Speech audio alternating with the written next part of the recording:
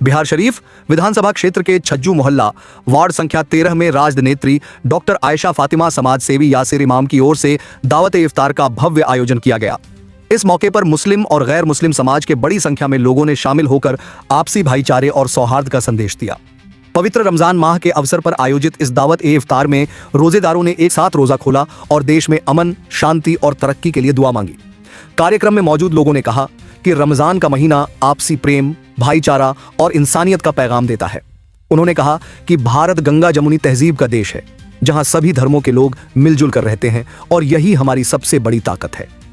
वक्ताओं ने कहा कि कुछ नफरत फैलाने वाली ताकतें समाज में जहर घोलने की कोशिश करती हैं, लेकिन ऐसे लोग कभी कामयाब नहीं होंगे। इस दौरान लोगों ने अंतर्राष्ट्रीय हालात का जिक्र करते हुए कहा कि अमेरिका, इजरायल और ईरान के बीच बढ़ते तनाव को लेकर दुनिया में चिंता का माहौल है, लेकिन भारत में इसका कोई प्रत्यक्ष असर नहीं दिख रहा है। लोगों ने भरोसा जताया कि भारत सरकार वैश्विक हालात पर लगातार नजर बनाए हुए है। कार्यक्रम में सभी समुदाय के लोगों ने एकजुट होकर देश में शांति, सद्भाव और भाईचारे को मजबूत करने का संकल्प लिया।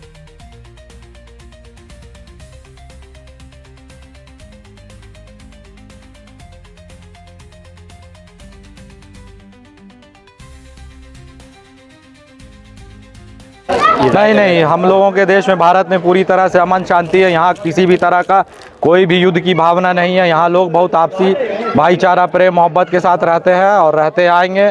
कुछ नफरत पसंद लोग समाज में नफरत का जहर घोलना चाहते हैं, लेकिन वो इस नफरत का जहर घोलने में नाकामयाब होंगे और जिस तरह से हिंदुस्तान में लोग रहते हैं उसी तरह से आपसी भाईचारा से रहते रहेंगे। क्या मैसेज दिए हैं? इफ्तार के माध्यम से यही मैसेज जाता है। हम लोगों ने यही दुआ मांगा है कि मुल्क में अमन, शांति, मोहब्बत कायम हो, लोग एक दूसरे से मिलजुल कर इसी तरह रहते रहें और देश को आगे तरक्की की राह पर बढ़ाते रहें। ये आयोजन किनके द्वारा किया गया था? आयोजन हम यहाँ पे आने से पहले इल्म हुआ, यासिर इमाम साहब के द्वारा आयोजन किया गया था। यहाँ पे आयोजनकर्ता रिंकू, मोहम्मद शमशाद आलम वगैरह, उनके साथी अरसलान वगैरह लोग यहाँ पे मौजूद। क्या नाम रखते हैं अपना? अशरुल हक, मोहम्मद अशरुल हक। असल में रमज़ान के अंदर जो भी अमल होता है, हम पूरे आलम के लिए, ख़ास तौर पर मुल्क के लिए हम दुआ करते हैं कि सब भाईचारगी के साथ जो है इत्मीनान के साथ ज़िंदगी गुजारे। और हमारे ये रमज़ान का ख़ास यही मैसेज होता है। और फिर जो अफ्तारी दावत है जिसमें हर तरह के लोग आते हैं और शामिल होते हैं, तो उसमें एक तरह का पता चलता है कि हम लोग हिंदुस्तान में जो रहते हैं तो मिलजुल करके रहते हैं और किसी तरीके का कोई भेदभाव नहीं होता है। एक ही जगह बैठ करके बड़े छोटे जो भी होते हैं बैठ करके इफ्तार करते हैं।